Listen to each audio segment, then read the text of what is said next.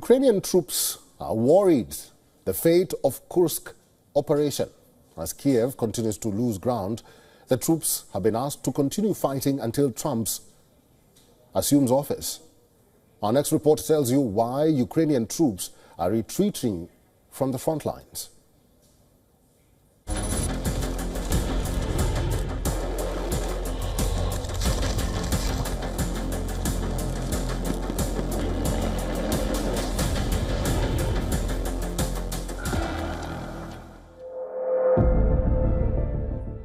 4 months after Ukrainian troops launched their lightning offensive into the Russian region of Kursk, soldiers in the front lines paint a dismal picture of the battle they fear they might be losing soon. With the winter setting in, the cold weather conditions and the Russian onslaught is putting the Ukrainian troops on the back foot.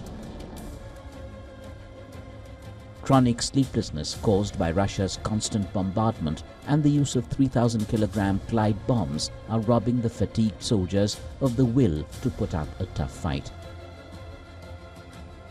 Reports cite a lack of equipment and a confusing mix of instructions from the commanding officers have further demoralized the troops. With the Russian forces gradually retaking territory, many soldiers are in retreat. The shifting goals of the Ukrainian government are only adding to further chaos. And now the Ukrainian soldiers are being asked to hang on to this small sliver of Russian territory till Trump takes office in January and begins negotiations. For Ukraine, Russia's slow grinding advance in eastern Ukraine underlines the necessity of clinging on in Kursk. President Zelensky has hinted at ending the war through diplomacy by next year, but Moscow calls it an eyewash. It accuses the West of trying to give Ukraine a respite by pushing ceasefire talks. Russia feels the peace plan will give the West an opportunity to once again pump Ukraine up with advanced weapons. We are ready for honest negotiations, as President Putin said. However, he advised Zelensky's masters to first force him to cancel the decree that bans negotiations with Putin's government. But we are ready for negotiations if they will be conducted on the basis of a comprehensive consideration of the legitimate interests of each party.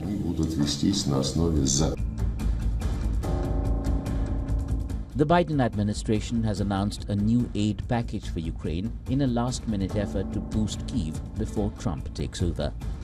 Putin, on the other hand, has approved record defense spending in the military budget. With Zelensky wanting to end the war early without getting back all of Ukrainian territory from Russia, one can barely say where this war is headed. Bureau Report, WION World is One.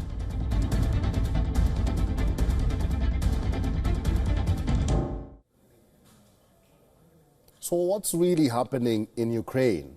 Retired Lieutenant Colonel Daniel Davis is a military expert and host of Daniel Davis Deep Dive on YouTube.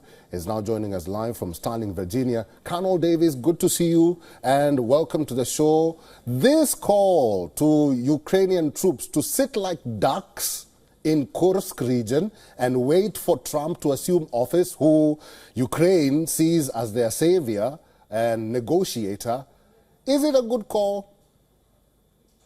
No, it's not. And you know, as someone who has 4 combat deployments of my own, I can't even imagine the angst and the anxiety that this would cause among the troops when they know on the ground, and your correspondent there alluded to some of this, and other reports are quantifying this even more in Politico out today, that they know that there is no winning in this. They've known for a long time. Actually, they had a big burst in the 1st of August. And then by the 10th day, the Russians had it basically contained. And since that time, it's just been like an anaconda slowly strangling it down. So they know that they're sending in reinforcements only to slow down the loss. There's no possibility of a victory. And when you keep telling people to risk their lives for something they know cannot end positively, then the question needs to be asked, then why sacrifice it all? Why not conduct a methodical military fighting withdrawal back to the Ukrainian lines so they can get back in order and then preserve their border and preserve their people? There is an alternative. They're just not pursuing it. This one, honestly, makes no sense militarily.